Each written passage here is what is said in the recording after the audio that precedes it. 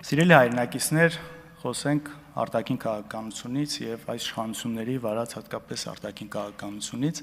եւ ընդհանրապես։ Տեսեք, շատ է խոսվում Նիկոլ Փաշինյանի քաղաքացիական պայմանագրի կողմից իրական Հայաստանի մասին այսպես կոնցեպտ կա, իրական Հայաստան, որտեղ եթե պարզ լեզվով ասեմ, փորձում է կոմպյուտերային լեզվով ասած ֆորմատ անել այսպես հիշողությունը, ամեն ինչ, անցյալը, ինքնությունը եւ այսպես 0-ից սկսել կերտել մի նոր հասարակություն, նոր արժեքներով։ Օրինակ, ինչ է ինձ համար իրական Հայաստանը, առաջին հերթին իրական Հայաստանը ինձ համար սկսվում է քարտեզից, քարտեզի վրա մեր դիրքից, որտեղ ենք մենք գտնվում, որովհետեւ սա այն բանն է, որն իսկապես չենք կարող փոխել։ Եվ այս դիրքը, որը մենք ունեցել ենք, իհարկե եղել է շատ ավելի մեծ, գոնե հայկական վերահսկողության տակ ավելի մեծ դիրքեր ենք ունեցել ու ձեր իշխանության ժամանակ սա փոքրացել է ու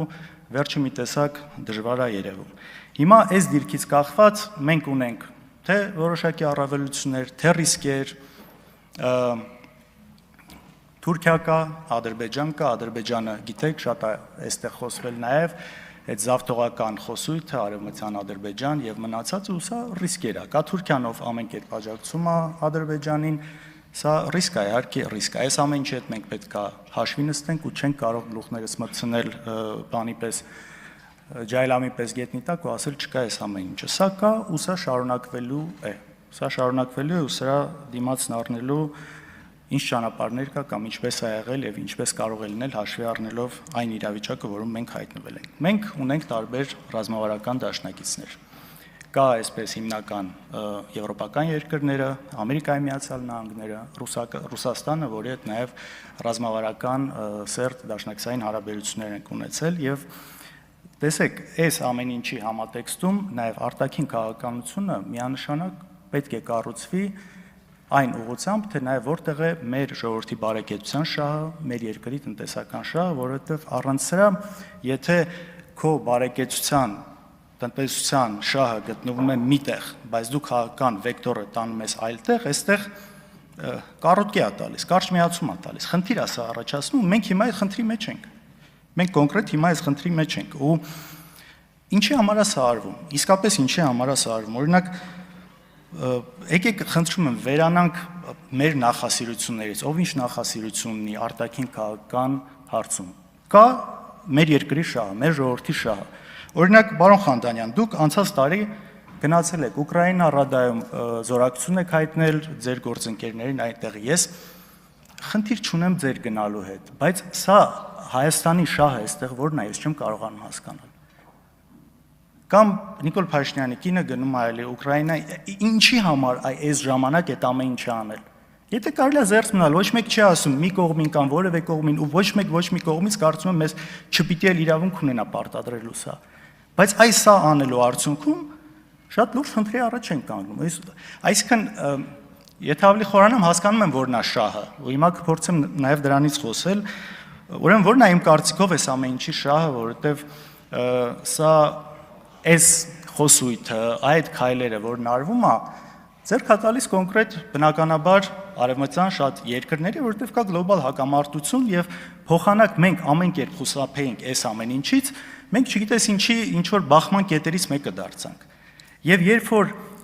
հատկապես եվրոպական երկրները, արևմտյան երկրների մոտ է գտնվում ժողովրդավարության կնիքը դնելու, այսպես այդ կնիքը հաստատելու։ Այստեղ իրանց սրտով գնալու համար այդ ամեն ինչը արվում է, որ այն մնացած բազմաթիվ ապօրինությունները, քաղբանտարկյալները, որոնց մասին մենք խոսում ենք, բարձրաձայնում ենք, ընտրություններում խախտումները, ԲՀԿ-ի մանդատներ գողանալու մնացածը այնտեղից խնդիր չառաջացնի։ Ու այստեղ նաև քանի անգամ հնչեց կարծիք, տեսեք, բան չկա, քաղբանտարկյալների հետ կապված զեկույցներում ոչ միտեղ արտահայտված չէ, բնականաբար չի արտահայտվելու։ Մենք հասկանում ենք, չէ՞, որ կառույցները քաղաքական շատ մեծ ենթատեքստ ունեն։ Եվ այդ ժողովրդավարությունն էլ մի գործիք է, որ երբ պետք է օգտագործվում է այդ մուրճը, երբ պետք չի օգտագործվում։ Հիմա այս ամեն ինչը արվում է նաև մեծ մասով այս ամեն ինչը, որպեսզի չնկատեն, շարունակվեն եւ մեծ հաշվով այն քաղաքականությունը, որի արդյունքում դուք երկիրը բերել եք այս վիճակին, արվում է պարզապես սեփական իշխանությունը պահելու համար ու ժողովրդի շահը այստեղ ուղղակի անտեսվում է։ Եվ գիտեք, սա մի հատ այսպիսի սոուսի տակ է մատուցվում, որ մենք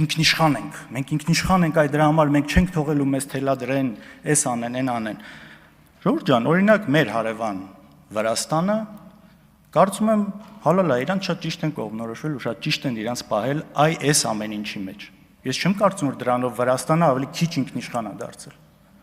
Շատ ճիշտ կողմնորոշվել են, չեն մտել ոչ մյուս տեղ, ու շատ ճիշտ են իրանք պահել ու կարծում եմ իրանք գործել են իրանք քաղաքացիների շահերից, ինչը մեր դեպքում ցավոք այդպես չի եղել։ Ինչ վերաբերում է ցեղասպանությանը։ Գիտեք, մարդկությունը, Homo sapiens-ը կենթանուց տարբերվում է հիշողությամբ։ Եվ մենք չենք կարող ջնջել այդ հիշողությունը, մենք չենք կարող մոռանալ, մենք չենք կարող չպահանջել պատմական արդարություն, ու շատ ճիշտ եք ասում նաև, երբ որ մեջբերել եք խոսքը, որ դա անպայման չէ որ դու դրա դիմաց ինչ որ բան ուզես, հողային պահանջ ունենաս, այսինքն երբեք սա չի պետական մակարդակով սենց հարց բարձրացվել, բայց այս պատմական արդարությունը չպահանջելը, սա պարզապես ոչ մի հատ օրինակ բերեմ, էլ նույն Իսրայելի հետ կապված։ Մինչև այսօր ցանկացած հոլիվուդյան ֆիլմ, երևի 10-ից 8-ի մեջ ինչ որ միջև արձարծվում է հրեաների ցեղասպանության հարցը։ Տենց հիմար չհասկացող ժողովուրդը, հա, չէ։ Սա մեր պատմությունն է, ու մենք չենք կարող սրա հետ կապված չունենալ հետևողական մոտեցում։ Կամ նույն օրինակ, հենց վերջերս տարիներ առաջ տեղի ունեցած